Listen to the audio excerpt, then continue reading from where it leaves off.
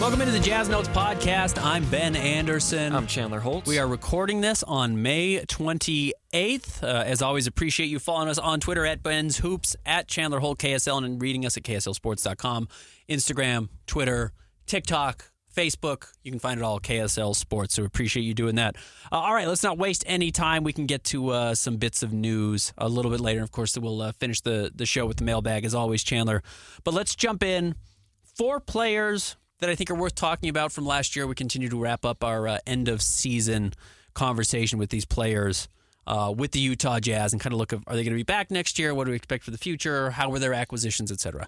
We're going to do Kyra Lewis, Darius Bazley, Kenny Lofton Jr., everyone's favorite player in the NBA, and Jason Preston, the latest two-way player the Jazz signed in the season. Kind of the guys the Jazz acquired after the trade deadline. Yes. Is basically who we're looking at. Who do you want to start with? Let's save the best for last, and I'll do it for Kenny. So let's start with Kyra Lewis, who came back in the Kelly Olynyk and Ochai Agbaji trade. We talked about that a little bit more last week, the traded players. We didn't talk about the returns the Jazz got. Kyra, we even knew then he and Otto Porter were just salary fillers. Yes. Jazz actually ended up giving Kyra a little bit more of an opportunity, I think, than they even expected just because they were playing so few bodies. What were his numbers? He played 12 games for the Jazz, averaged about 10 minutes in those games, scored 3.8 points, 1.6 assists, grabbed 1 rebound, shot 45% from the floor, 15% from 3, and about 78% from the free throw line. So he is still a year removed from a serious knee injury. Yes. When he got hurt. And as we've learned, I mean, this is a lot of players, but you can look at, Colin Sexton specifically. Like, Colin was not that good 2 years ago for the Jazz. He was okay, but he was coming off of a serious knee injury. And then this year was really good. It's like, you don't need just a season to come back. You probably need your second season to be really good, even if you're fully cleared by doctors. So I'm not of the opinion that Kyra Lewis is not an NBA player. I haven't seen enough to declare that, and with the injury context added, I don't know. I do know he was not that good before the knee injury. He had never kind of lived up to his high draft billing.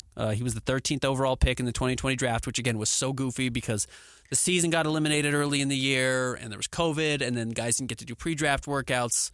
So there's a lot there. He's still very young. He's 22 as of the time we're recording this. So a lot of he's 23, excuse me. He just turned 23. He was 22 all last year. Still really young. Yep. Because there was no cost in getting him. I mean, he was not what the Jazz traded for. They traded for the late first-round pick. Nothing to really take from him.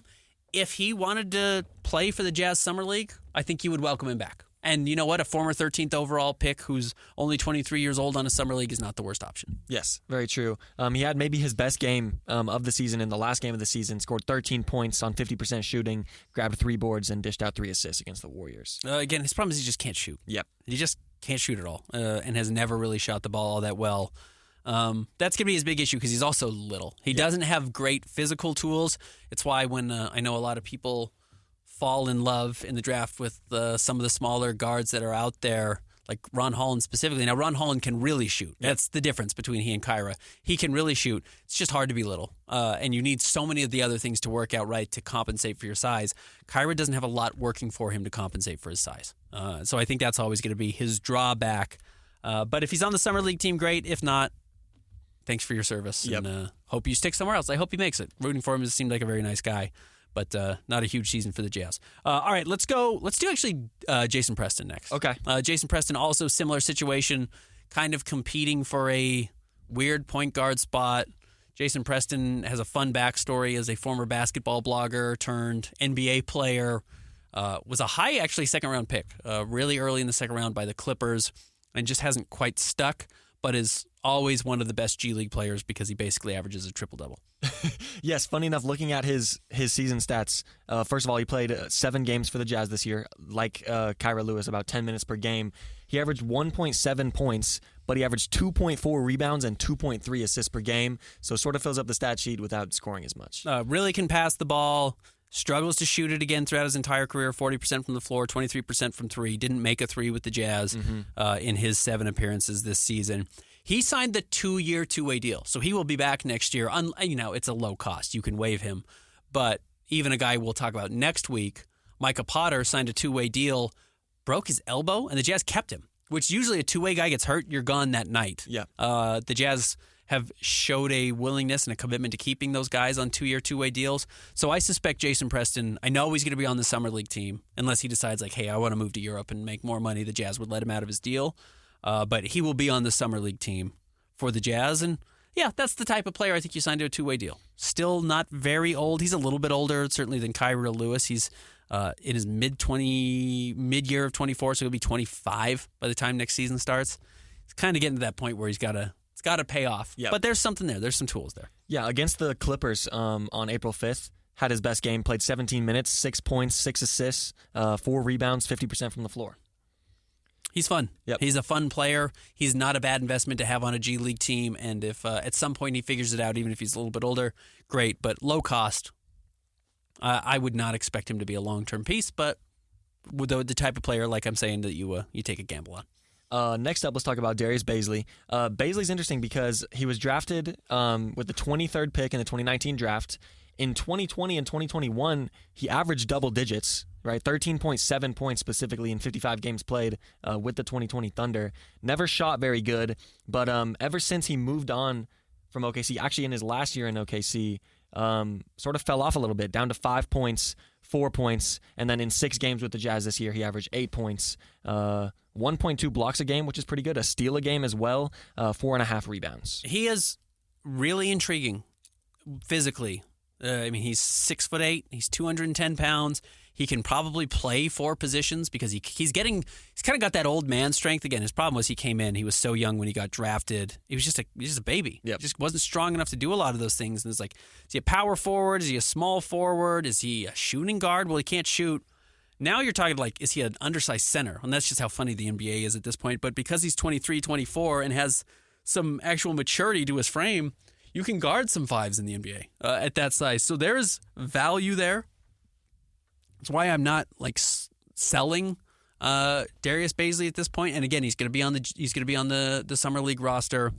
He's funny to talk about him like a veteran. He's not old. He's 23. I mean, he's younger than Jason Preston is. So I think he's worth keeping around. You've got him on a non-guaranteed deal at a very low cost. I would at least bring him into training camp. Yes. And I think the Jazz will, and that's why they signed him to the deal they did. Again, I don't expect him to pan out, but a guy we talked about on the last show, Derek Jones Jr., like that's a very similar type of player. Super athletic. You're hoping the three-point shot comes around even a little bit, and then if that's the case, you can justify having him on the floor where he can provide actually some very real defense. At a lot of different positions, any night you can just say, hey, you're taking the best player, good luck. And you've got Luka for 20 minutes a night. He has that potential. And at 23, it might just take him another year or two to figure out. Second to last game of the season against the Clippers. Darius Bazley and Kenny Lofton were running the show. He had 12 points, 5 rebounds, 2 steals, a block in that game, shot over 70% from the floor, and hey, 1 of 2 threes. He wants to be a ball-in-hand guy, which is kind of an issue. Like, he catches the ball and does a lot of, like, spin moves. Yeah. And that's always tricky because he's never going to touch the ball that much. If he can knock down shots consistently enough where he just takes 3 threes a game and takes 5 shots overall because he gets a putback dunk and he gets a transition layup, there's value there. He's got to evolve into that mindset, and is he ready to have that mindset? That's also a big question. But the physical tools are there, and definitely has that part of his NBA game going. And he knows he's a defensive player. Yes. He knows that has to be his role. And again, has had some weird injuries, so maybe he just needs another season to be fully healthy before he comes back. All right. Is it time for the GOAT? Yeah, let's do it. Kenny Lofton. In how many games played? Just 4 games for the Jazz this year. 23 minutes in those games, though. Averages of 13.8 points, 4.8 assists, 5 rebounds, on about 60% from the floor and 33% from 3, 82% from the line. The problem with Kenneth Lofton Jr. is he might be a little bit Tim Tebow, which is like, as long as he's there, he's kind of a gadget. Yep. And you're like, why isn't Kenneth playing? Why isn't Kenneth Lofton Jr. playing? It's like, well, the reason all these teams haven't played him is because they see behind the scenes, and not meaning personality-wise, but like, they know what he can do. We know what he can do. Yes. He did this in Memphis, too. Again, he had 1 start in his career prior to joining the Utah Jazz, and he scored 42 points in his 1 start, and then Memphis was like, yeah, we're not interested, actually. Yeah. Okay, well, not a lot of guys that can score 40 don't get a chance in the NBA because there is it's so unique how much he has to touch the ball and how much you're going to actually commit to running your offense through Kenneth Lofton Jr. But at the same time, like, look at the value Naz Reid has right now in Minnesota. And what was Naz Reid's big issue coming out of LSU? He's just in terrible shape and wouldn't run the floor and kind of was in and out in interest-wise. But once he got himself into, like, insane shape, which Naz Reid is right now, he just won Sixth Man of the Year. Yep. Like, I wouldn't rule that out for Kenneth Lofton. Now, he doesn't have Naz Reid's body. No. He's never going to be that athletic or that cut. He's just not built that way. But he's only 21. So if by year 22, year 23, he's in really good shape and much better than he is now, and I don't think he's, like, in terrible shape. Like, come on. I've told you, I saw him. You talk to him in person, you're like, oh, I see guys in Kenny's shape all the time. It's not like you can't play him. Yes. But if he gets into a little bit better shape, he is super skilled. It's crazy how skilled he is. One of the more skilled players actually on the Jazz roster overall, just with the number of things he can do.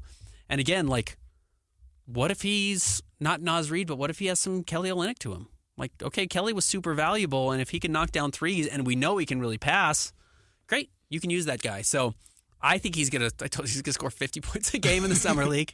And I think he makes the roster next year. Yeah. I just fully expect him to. I think, because like you said, there's upside there, right? There's potential. He has a lot of skill. He needs to maybe lean down a little bit, maybe figure out how to be effective without the ball in his hands. And then you have, like, a rotation piece there. And like, no questions about it. We were just talking about it with Darius Baisley. Like, he was 19 when he came to the league. His body wasn't ready. Kenneth Lofton is 21. His body is just not ready. And sometimes late bloomers just have bodies that turn into men's bodies when they're 22, 23, 24 years old.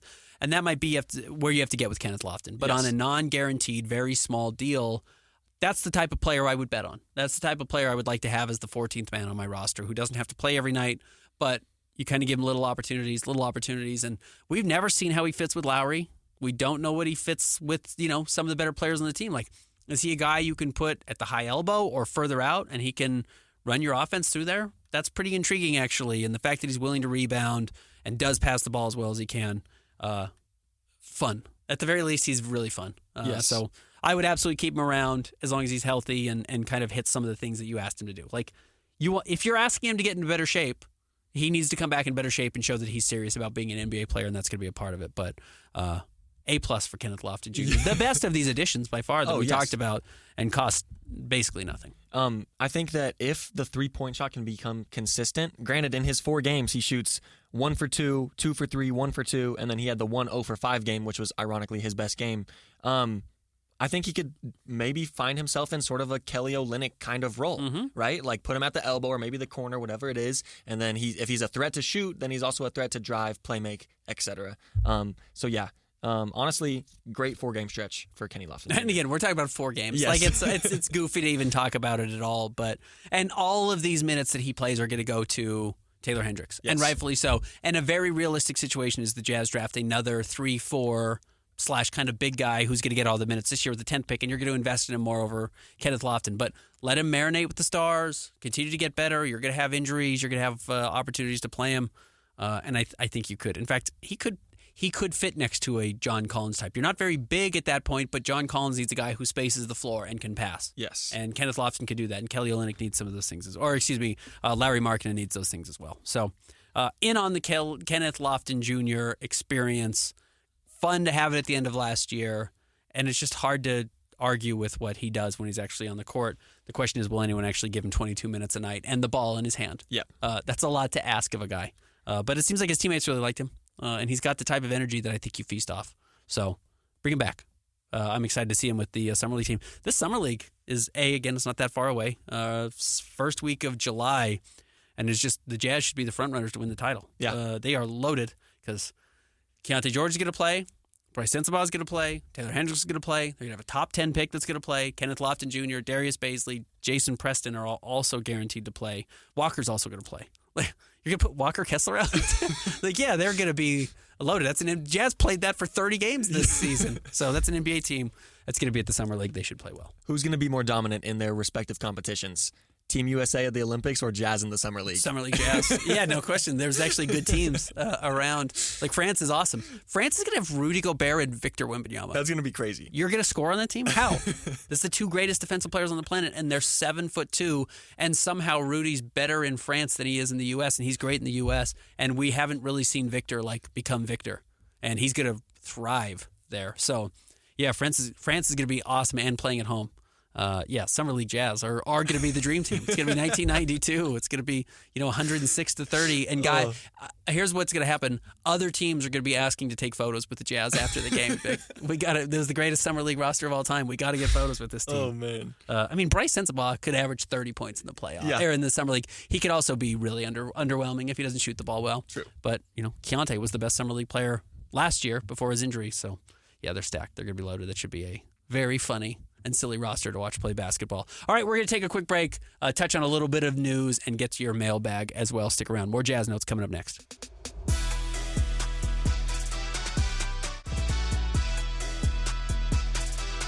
Welcome back to the Jazz Notes podcast with Ben Anderson and Chandler Holt. Thank you guys for sticking around for those player highlights. We got one more, last one, coming your way next week, talking about Johnny Juzang, Micah Potter, Omer Yurtseven, and Luka Šamanić. After we wrap up those player highlights, going to get into some NBA draft talk about some Utah Jazz prospects, maybe even give you guys a mock draft with the fast approaching draft. Last step in the 2023-2024 NBA season is the NBA Finals starting on June 6th. The Boston Celtics already punched their ticket, sweeping the Indiana Pacers in the conference finals, and the Dallas Mavericks are currently up 3-0 on the Timberwolves with Game 4 being played tonight. So we'll see if the Mavericks can punch their ticket as well. But after that ends, Game 4 is on the 14th. If it goes all the way to 7, that would be on the 23rd. The NBA draft, though, coming up on June 26th. That's the first round. Second round on the 27th. So we'll get you all some inside looks on the draft leading up to that. Ben will not be here for the back half of this pod. We recorded the player highlights a little bit ahead of time, and he is out this week, but he will be back next week. I'm just going to give a quick weekly news and then get into the mailbag. If your mailbag question doesn't get answered this week, don't worry. It'll get pushed to next week. You'll still get your answers. But let's start with the weekly news. Just one little point here. Jazz general manager Justin Zanuck returned to the team following his successful kidney surgery that he underwent in early April. He was experiencing kidney failure throughout the entire season. The Jazz announced that he was going into surgery, and it's successful. He returned to the practice facility for the first time last week. So great news there. Love to hear that. All right, let's get into the mailbag. First question here from Utah Jazz News. With the Andrew Wiggins Jazz interest rumors from Sam Amico and Jazz shopping John Collins from Evan Sidery, should the Jazz do a trade around the framework being Wiggins for John? How would it impact our team for the good and bad? So there's a few things to pick apart here. First, let's note that the Jazz bought John Collins for almost nothing last year, right? It was Rudy Gay and a second-round pick.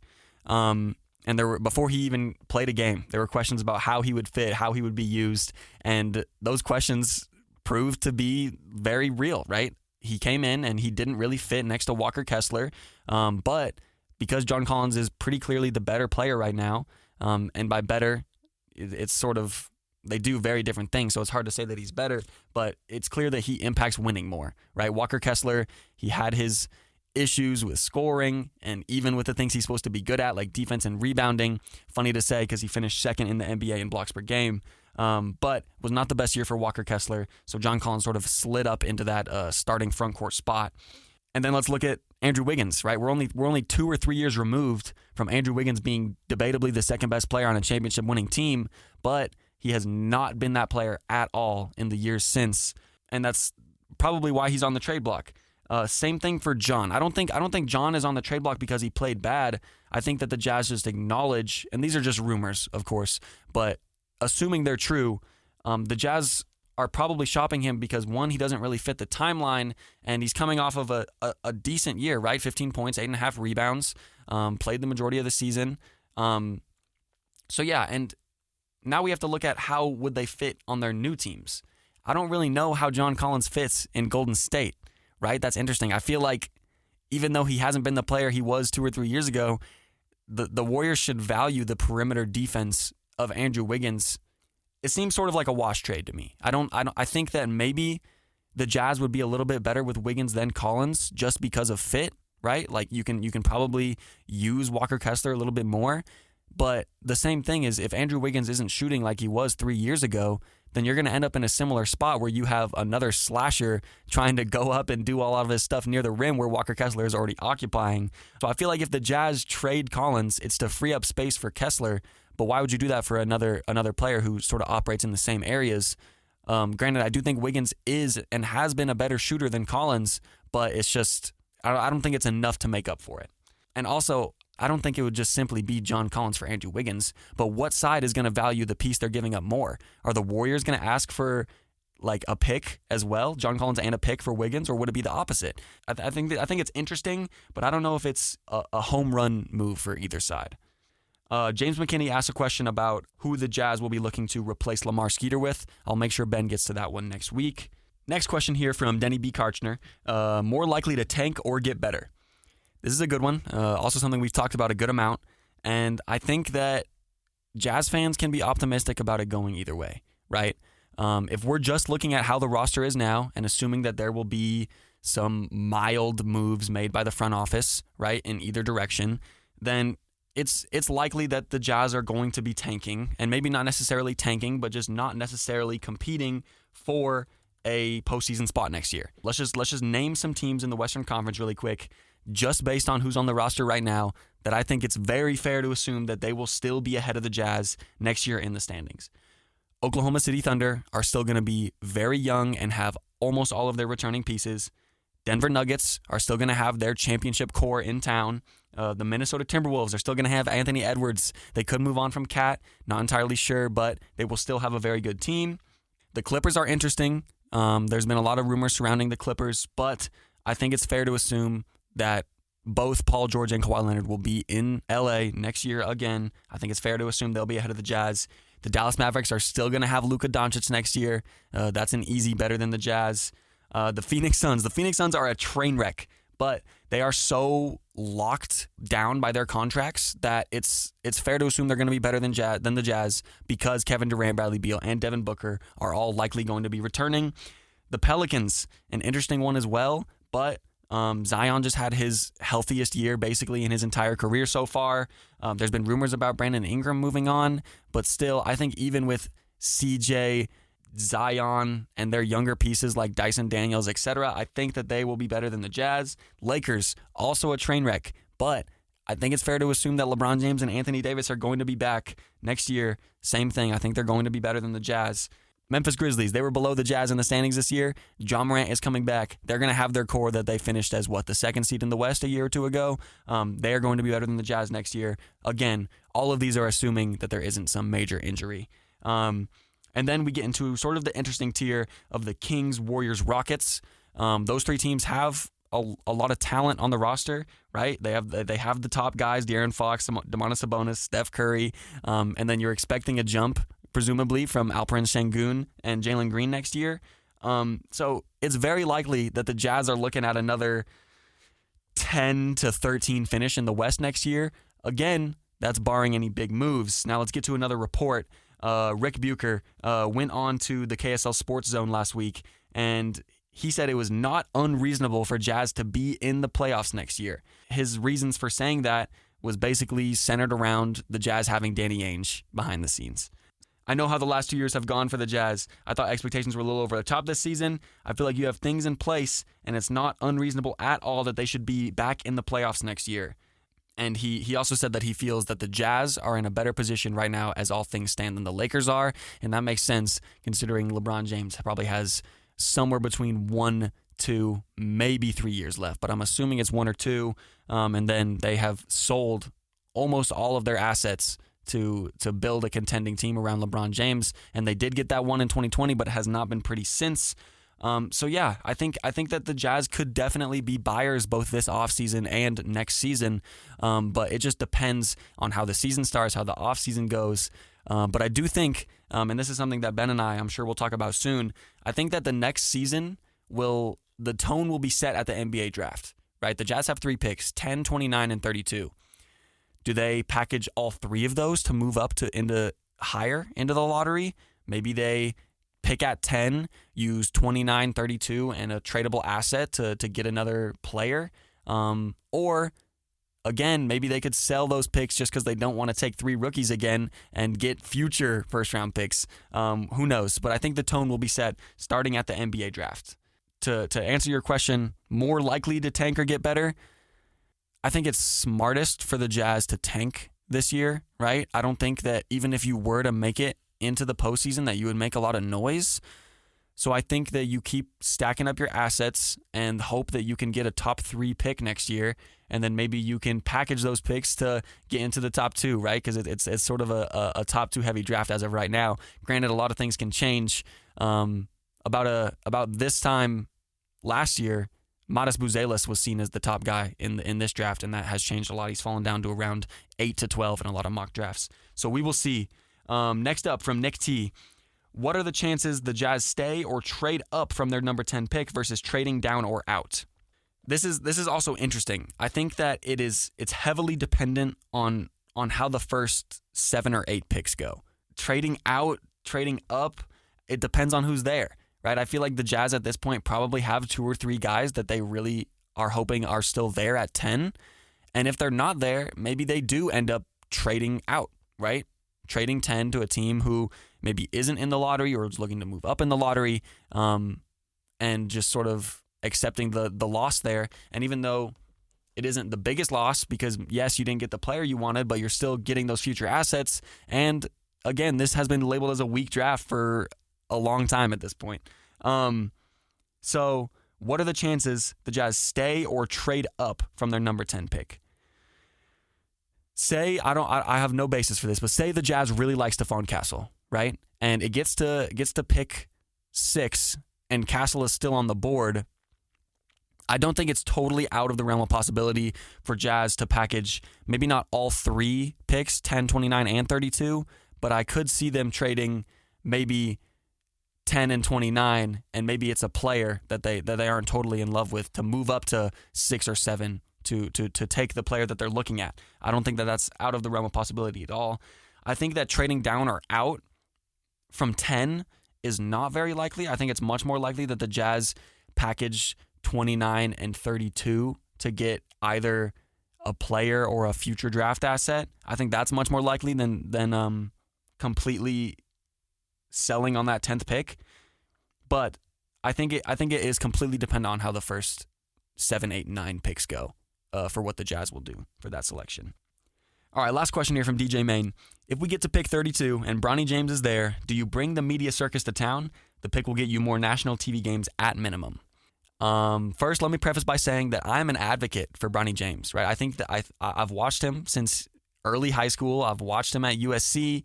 And granted, it isn't the most impressive college resume, right? He doesn't have the best stats, but I think that he projects to be an NBA player at the very least. I think that he can be a good 3-and-D sort of off guard if he can get there, right? If he puts in the work. But I think the only reason he's even seen as a high second round pick is because of the name and the potential of bringing LeBron James to town. But I think that it potentially could be worth it for the Jazz to do that, but not for the reasons that you listed. I don't think that you want the media attention from it. Of course, you want media attention, but I don't think that that's the way to go about it, or the national TV games. I think that if you're the Jazz, or honestly anyone in the second round, if Bronny James is there, I think the reason that you're doing it is to bait the Lakers into a trade, right? Because the Lakers, they now have 3 tradable first-round picks, including 2029 and 2031. In 2029 and 2031, LeBron James is going to be long gone from the NBA. Who knows what the Lakers are going to look like then? They're definitely not set up like the Oklahoma City Thunder or even the Jazz to potentially be competitive down the stretch, right? They're all in. All of their chips are on the table right now. So if you are the Jazz, I would look at taking Bronny James in the second round, but it's to maybe get a lottery-protected 29 first-round pick out of it. Maybe even it has to be top 20 protected. But if you're trading a player who you select in the second round for a protected first-round pick, and you don't even really have a lot of faith in that player to do much in the next 2 or 3 seasons, I think that that's a great deal. Basically, not exactly, but Rich Paul came out and said that LeBron is a free agent the other day. Might have been a slip-up. the Lakers are scrambling. The Lakers are doing anything they can to wring the towel of every ounce of competitiveness that they can get out of LeBron James and Anthony Davis. So I think that it would be worth it. It's not worth it as a player. I think that if you're drafting Bronny James as the prospect with everything else forgotten, I don't think he's worth any pick higher than the 50s. But if you can get a protected first-round pick, like I said, out of it, then it's absolutely worth it. That is it for the mailbag.